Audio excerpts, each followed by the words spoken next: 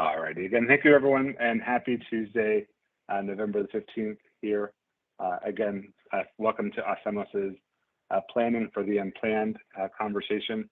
We have three great speakers that are, two of them should be pretty familiar to you all if you've joined some of our panels before. We will go ahead and do some introductions here in a minute. But again, just a few housekeeping items before we get started. We do have a Q&A enabled in this chat. So if you, at the top of the chat, see that Q&A area, if you have any questions during the presentation, please feel free to ask your question there. We will be monitoring that area, and we will answer as the questions come in if they are deemed appropriate for that section. If not, then we will answer it at the end of the presentation. We put this this presentation together for you all because of the uncertainty in the economy nowadays. We wanted to make sure that we provided our members the opportunity to have the resources available and also the support that comes when something that happens and you aren't prepared for it. So we want you to be prepared, be available, and be open to the conversation. So joining me on the call today, we have Anna Garcia, who most of you should know as our former national president.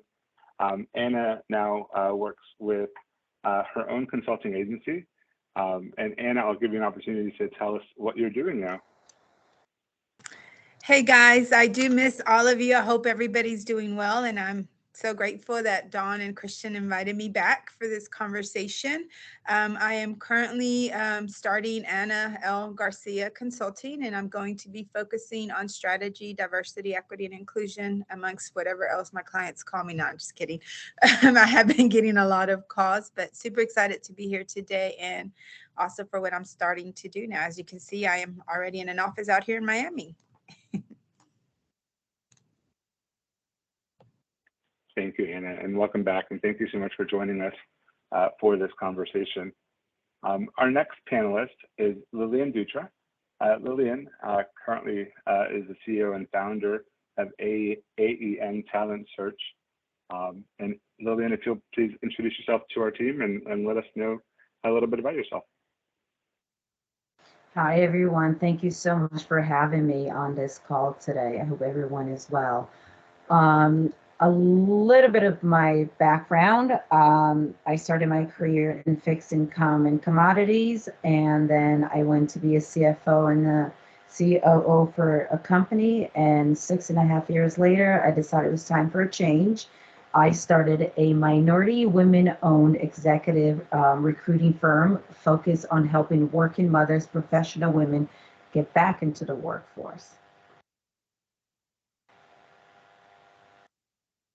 Thank you so much, Lilian. We're so happy to have you, and we look forward to the conversation. And then we also have from my home state of Florida, someone who's been with us since 2018 when we brought him on board, Stan Miller, who is the CEO and founder of Storicate. So Stan, I'll give you a couple of minutes to introduce yourself and share with everyone who you are. Sure. So for those of you that are on the call that don't know me, I am Stan Miller. I founded Storicate to help people tell their stories at work and help them accelerate their careers. I have a professional development practice and a coaching business that specializes on helping people recover and make comebacks in their career. So part of that work has been working with Hacemos, and and I've been it's been a great pleasure to be working with you and the members of this organization for a number of years, and I'm looking forward to participating today. So thanks for having me. Thank you, Stan, and thank you all for again joining us this afternoon for this very important conversation. Now, as we begin the conversation, we all throughout our professional career, we plan for what comes next. So the first question that will go out to each of you is, what proactive steps should I, as an individual, take throughout any stage of my career to be prepared for the next step?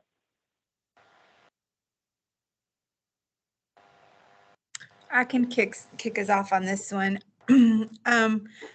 I think I've preached this over and over and over. And one of the things that I will always continue to say is stay visible, be proactive, and own your career from any point of your career path. So even right now that you are employed and you're content with what you're doing, always think of the next opportunity. You are not a title, so you have to always showcase your skills, and those skills that you have should be visible to others, because that is kind of like just creating your brand and developing a strategy without even intentionally looking for a job. You know, you're putting yourself out there, and you are always doing that. So stay upskilled. You are your biggest asset. Any courses that you're able to take, any benefits that you're able to take advantage of, absolutely do it, because you are your biggest asset, and you have to invest in that asset and continue to grow while developing who you are as a person, as an individual, and as a talented individual that is. Anna, I love that answer, and it's so timely. Working on yourself. One of the things that I wanted to add to what you said was, it's important to understand where you are in your career. And so at Storicate, sort of, I define these stages as 5 key stages in your career. One is being a new grad. A new grad doesn't mean you just graduated college. You could have gone back to school later in life, and now you're a new grad figuring out how to apply what Anna's talking about, which is that new learning. The second is career climber. You've all been there at this place where you feel like you're climbing in your career. And what tends to happen and to career climbers as a stage is you get burnt out. You climb and climb and climb, and you get winded and exhausted from all of the work that you're putting in. And if you're not getting promoted, there's no payoff there for you. There's another stage called career complacency. So some of us just get real comfortable at what we do, and we don't think about what's next because we're comfortable.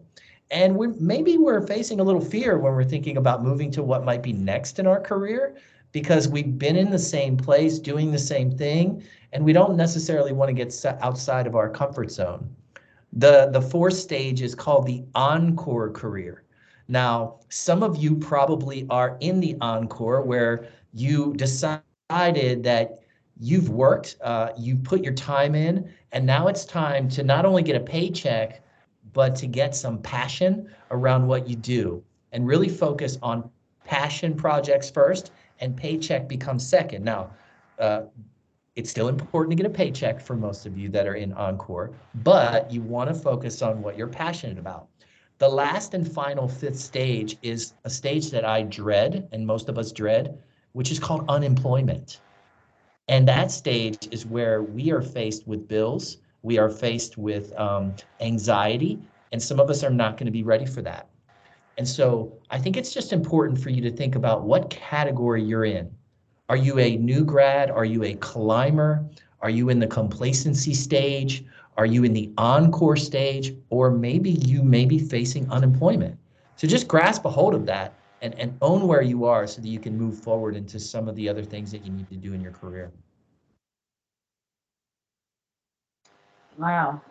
Amazing. I totally agree with Anna and Stan said. And I'm a firm believer that everyone has a dream career. So when you're in this phase, look at what a lot of people end up in doing something different than what they dreamed about. So it might be a good idea to go back into that.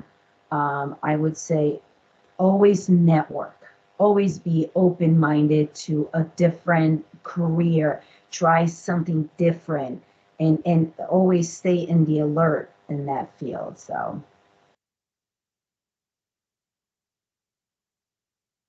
Wow, what great points that each of you brought to the table. So thank you very much for sharing those points and with our team here. To answer Stan's question, he's asked us, what stage am I at? Or, new grad, climber, complacent, encore, unemployed. I think we're reaching the climber / complacent, specifically for me, scenario. So it's good to always self-develop yourself and bring out new resources and items as you look at the next stage of your career. All right, so the next question that we have is If you knew then what you know now, what would you tell your prior self to prepare for the unplanned? So Lilian, we'll start with you.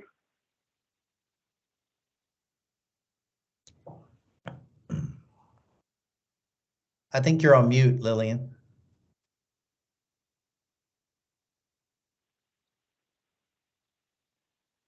Let's see if I can unmute you. No, I can't unmute you. We will come back to you. Yeah, there we go. Now you're good. Oh, you can hear me now? Okay, I'm sorry. I don't even know how I got muted. I would tell myself, don't be comfortable.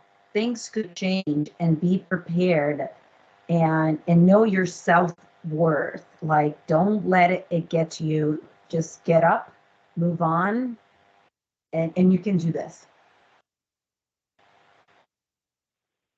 Stan? Yeah, a couple things that I think about. So if the question is, what would I tell myself?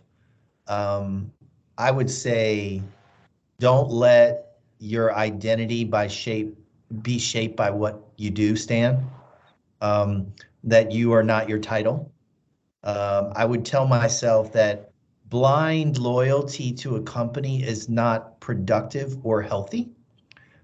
Never care about them more than they care about you, and always be ready, I think, is what I would tell myself. Well, so Stan took two of mine. I read the note. Right. No, I will say, guys, I do think the complacency is something that I want to stress back out. You definitely do not want to get complacent. I was very complacent a lot of times in the beginning of my career at AT&T, and I feel like I could have accomplished a lot more had I just said, you know what, I'm going to do it. So don't stay complacent. Always be looking for that next opportunity. And I would definitely say do your research. When I was working with a lot of different individuals, a lot of times they don't even know the different types of avenues or trajectories that they can outline within their companies or their organizations. So I do think doing that research, not staying complacent, understand what else is out there. Maybe you're not aspiring to be the manager of a team like the one you're working in right now, but maybe there's another opportunity in another department or organization. So definitely don't stay complacent. I think you could accomplish a lot more and a lot quicker if you just like, what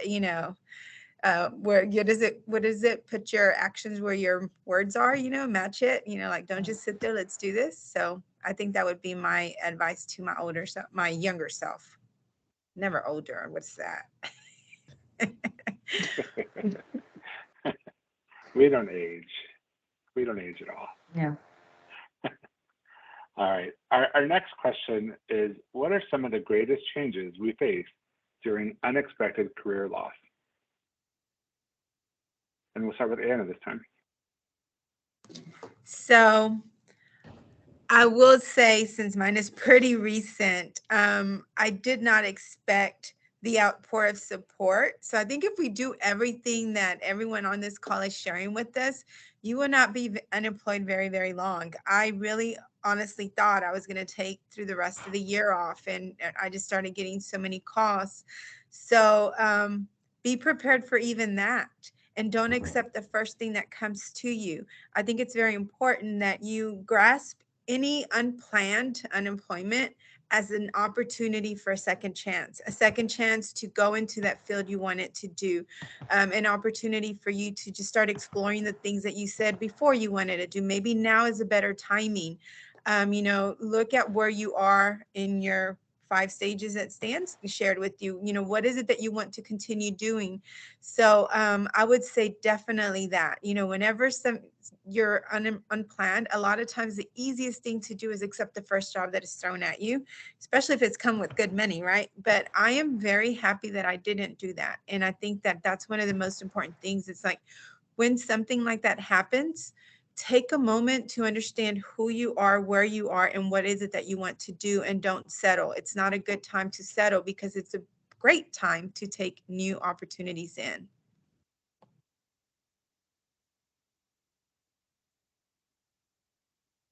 Dan, what do you think? Yeah, I'm happy to jump in here.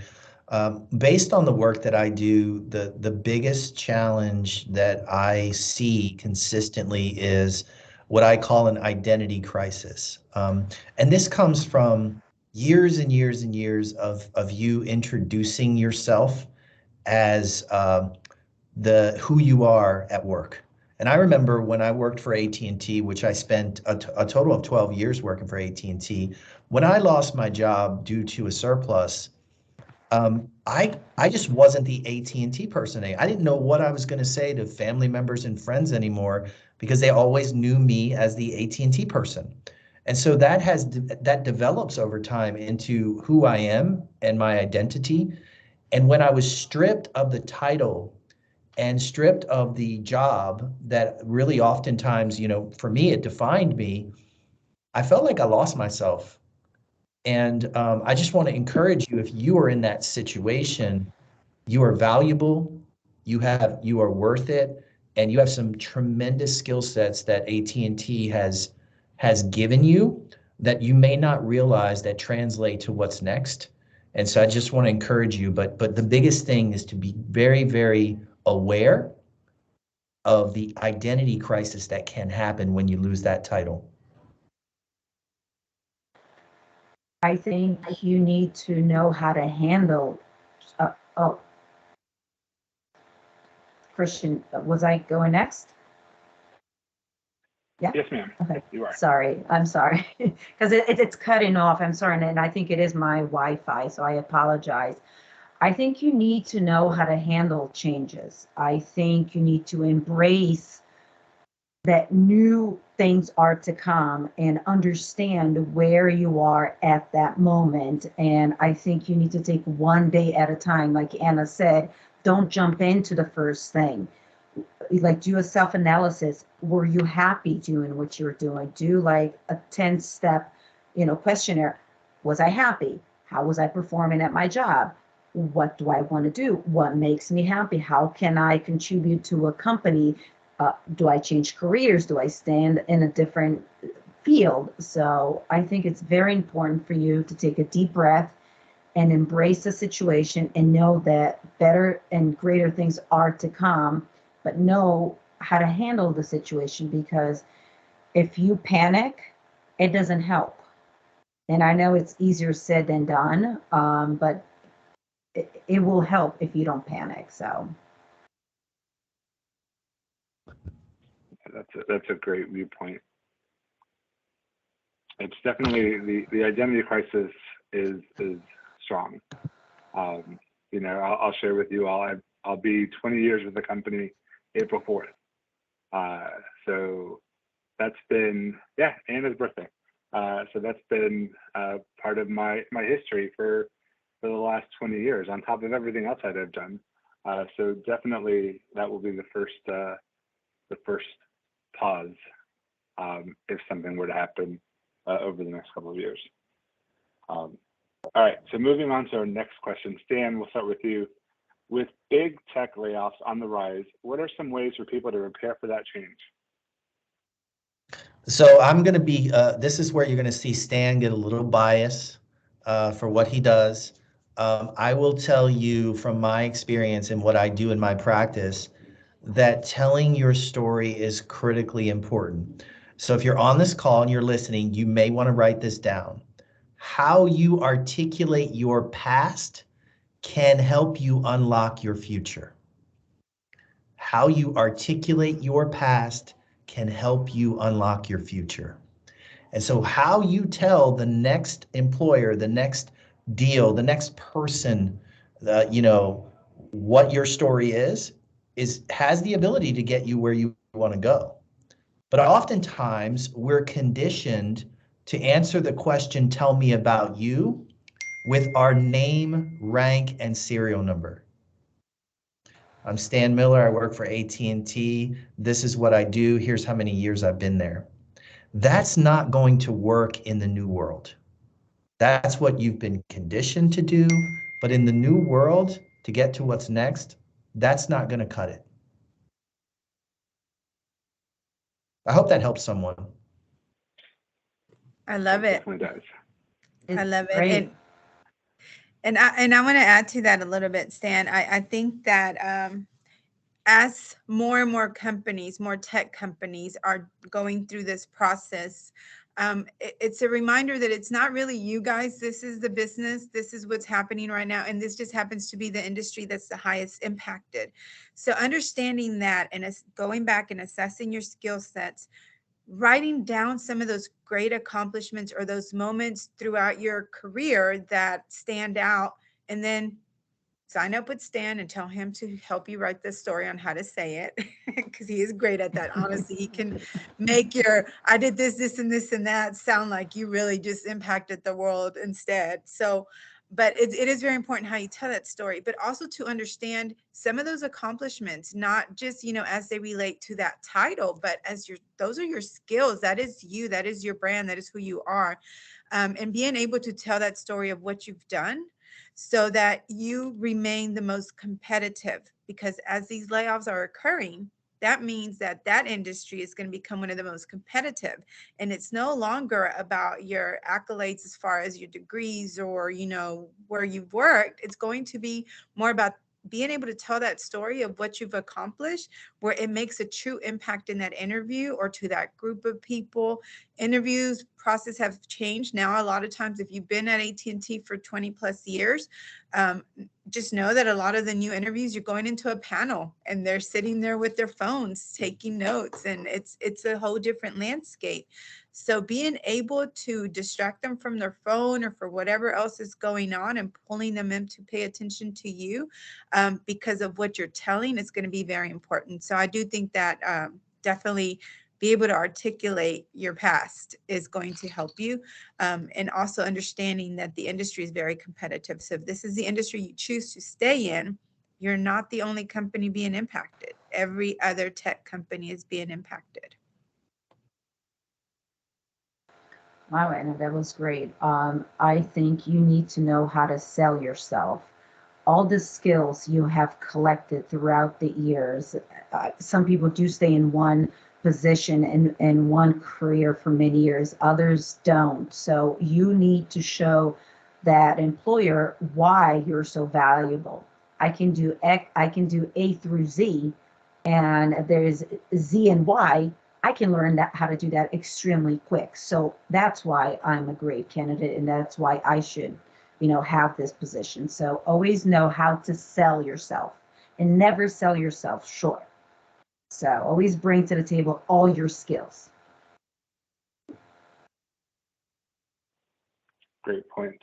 Now, Lilian, we do have a question from the audience for you, and I think this is a great point to stop and ask the question. The question is, what do you wish you saw more of in candidates while you're searching for roles for them? I'm sorry, you cut off like half of it. Can you repeat it? Absolutely. What do you wish sorry. you saw more of in candidates? That to help them move forward. Well, the resumes that I have been seeing are people with various and very diverse skills. So I think there isn't a specific look or skills that employers are looking for. I think you need to show what your skills are in order to get hired. I haven't been seeing anything very specific out there. I know a lot of companies, I've seen companies that are hiring for people that has never even been in that field, but they're willing to train because they want, fresh ideas. They want, a different team. They want to be as diverse can be.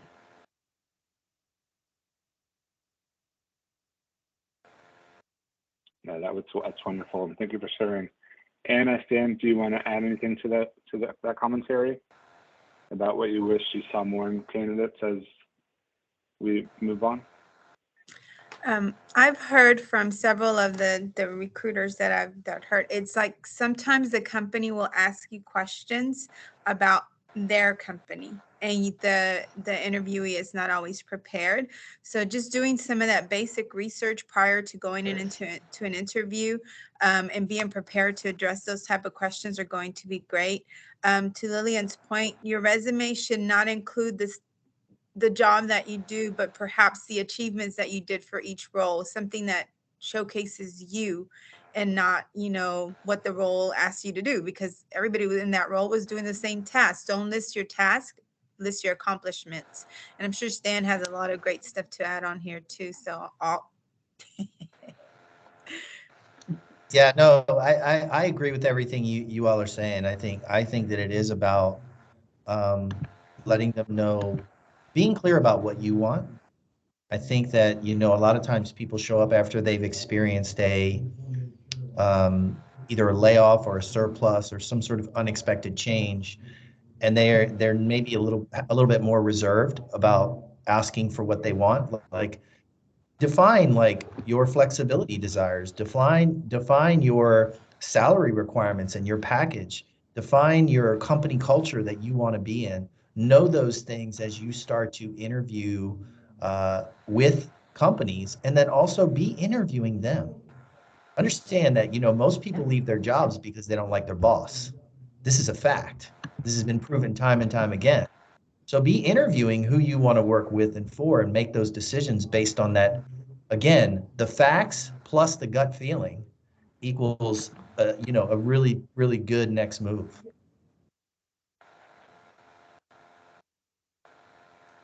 Great points. Absolutely great points. Thank you all for sharing that. The next question that we have is, how do you position your career story when you've been at the same company for so many years? Like myself, I've been here almost 20 years. How do I tell my story? And Stan, as our story master, we'll start with you and go along the line. Yeah, so I appreciate that. Your story is really about science and art, right? And so stories work in patterns and frameworks, and so you can learn how to tell your story. The challenge is that we have been told that we have to sell ourselves, that we have to be the hero of our own stories.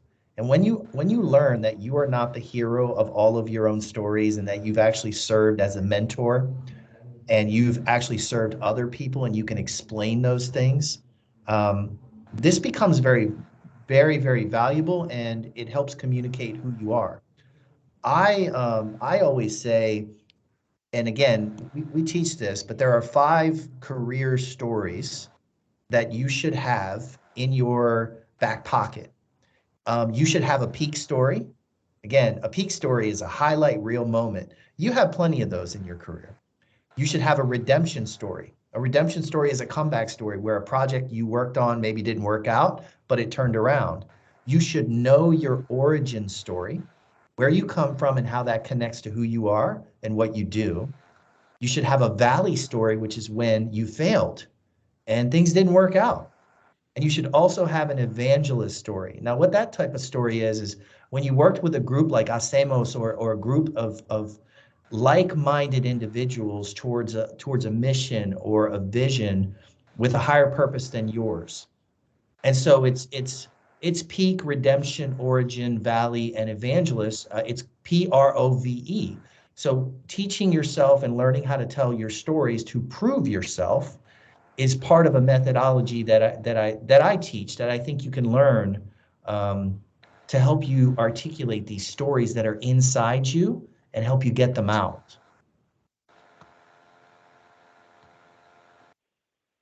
Thank you, Hey, I Stan. love What about you, that. Lilian?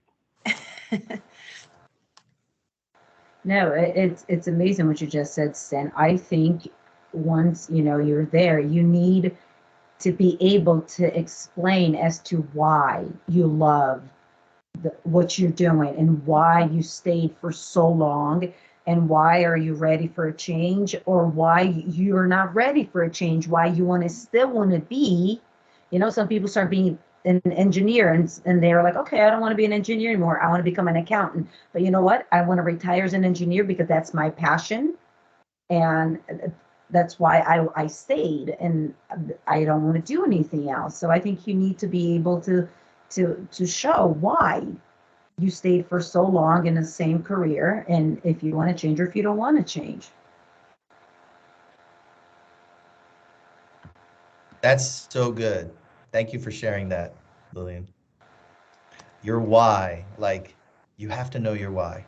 Yeah. You do. I mean, if you don't know where you are, you don't know where you're going to be going. Like if you don't know where you come from, how are you going to know where you're going to be going? So you need to stand by why. Why have I done this for so long? Why do I want to stay in that field? Or why I don't want to be in that field anymore? For example, I was a CFO for almost 7 years. I no longer want to be a CFO. I want to help, people get new positions, help them educate, a lot of these women how to go back into the workforce. So that's my why. It no longer makes me happy. So. Hey, I just want to add one thing, guys. So, like on your career stories, when you're talking about your career stories, be very mindful of the extra work that you do. It doesn't have to be just in your professional role or your AT&T role. It could be something that you do for a nonprofit. It could be something that you do for another organization, because you are utilizing other skill sets in some of those roles as a parent who's been a member of the PTO or a team mom or what have you. And sometimes during there, you're doing the CFO role, you're doing the, all the roles actually at some point. So be very mindful of those skill sets that you have. So when you're telling your story and they're saying, well, I was really never complacent. I also did these other things, or I have this other experience.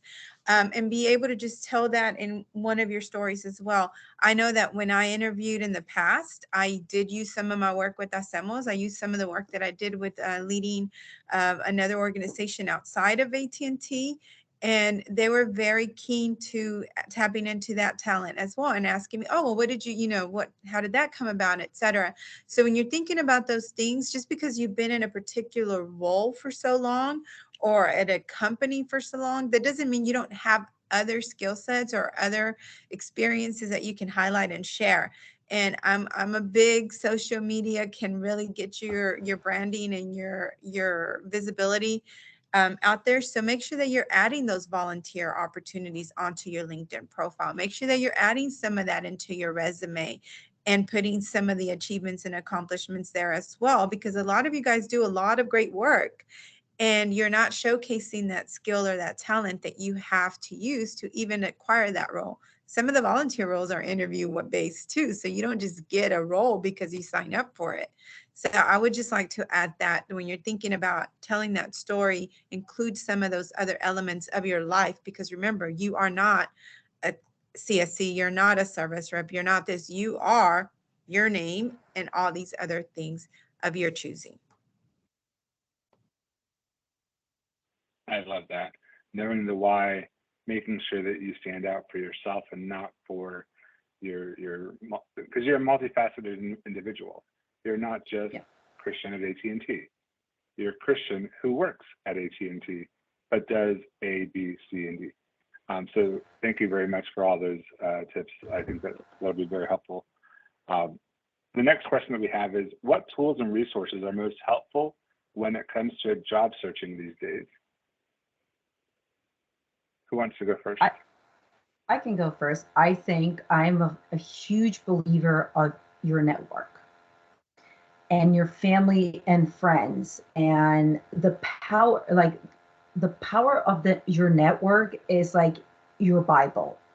Everyone is always willing to help. I think, you speak to someone like Stan and like, okay, how do I tell my story? I no longer want to be a CFO. I want to be, an engineer. How do I transition from that? And then just make sure your resume looks the way you want it to look, and also and reach out to to companies and in different positions and see what they think of your skill sets. Is like, if you've been in one position for so long, okay, I understand I've done this, but I've done X, Y, and Z as well, so I can do this other position that you have published. So Yeah, I think that's wonderful advice, Lillian.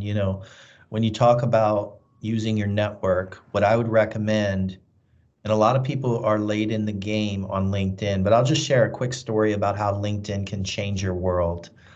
So last week, my daughter who is 26 and works for Meta, was laid off. She was one of the 11,000 people at Meta that was laid off last week. And as a dad, I mean, I was like heartbroken for her.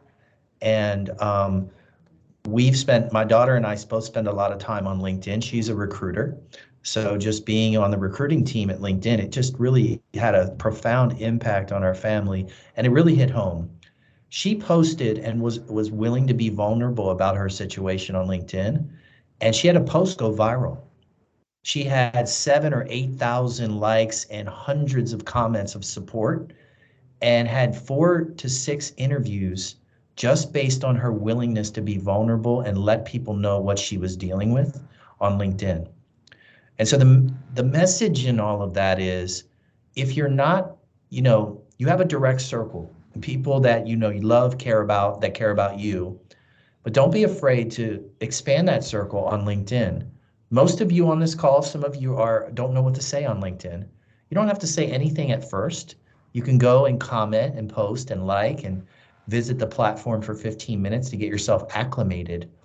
But when you're willing to be vulnerable and let people know what situation you're in, you put yourself in a unique position to allow them to help you. They cannot help you if they do not know and you are not willing to share. And so those are kind of my pieces of advice. I am going to 1000% agree with that. And the reason being is because, I honestly wasn't even going to share about my surplus on LinkedIn till next year, because I knew how impactful LinkedIn can be. And if you have ever sat through any Hacemos career planning or anything over the past 2 years, I have been preaching that.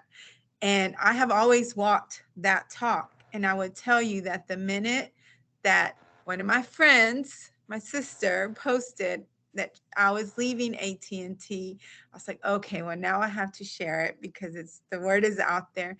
So I went and posted that I was leaving AT&T and what had happened and everything. And within hours, I had gotten, offers to start, different things. And I'm talking great big companies, guys, companies that we would want to work at. And I think the reason I didn't want to share it yet was because I do know the power of your network. I do know the power of LinkedIn. I do know the power of vulnerability. These are all things that we have taught in very many different workshops. So you have to leverage that, because that's all you. You don't have to go outside of anything that you're not comfortable with, because this is the genuine you. This is the power of you.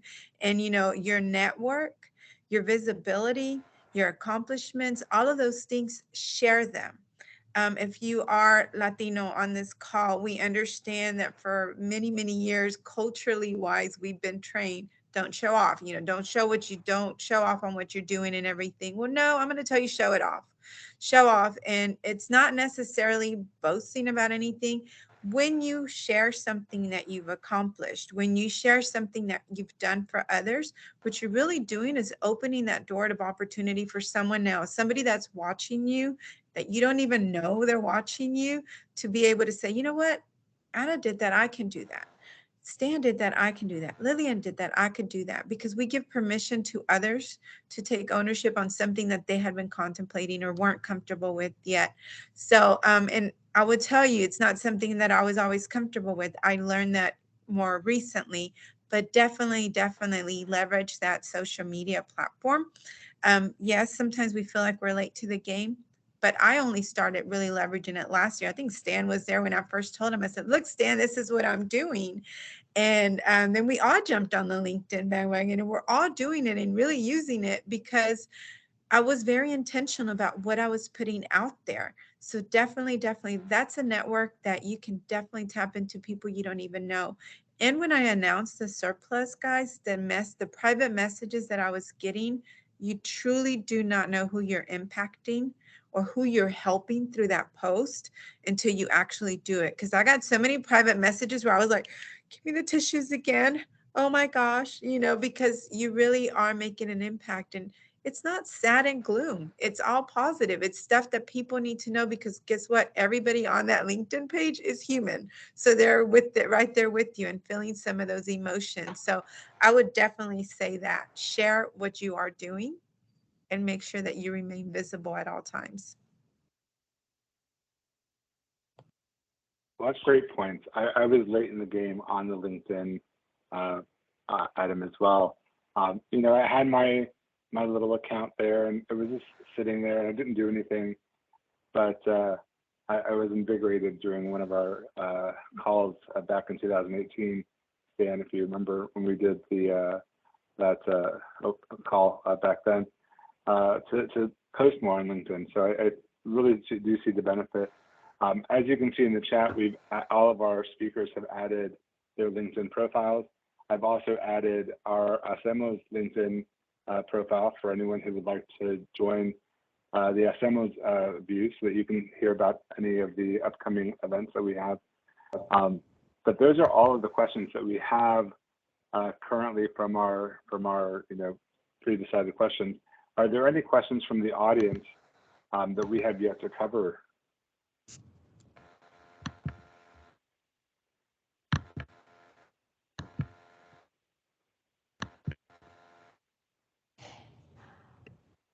Alrighty.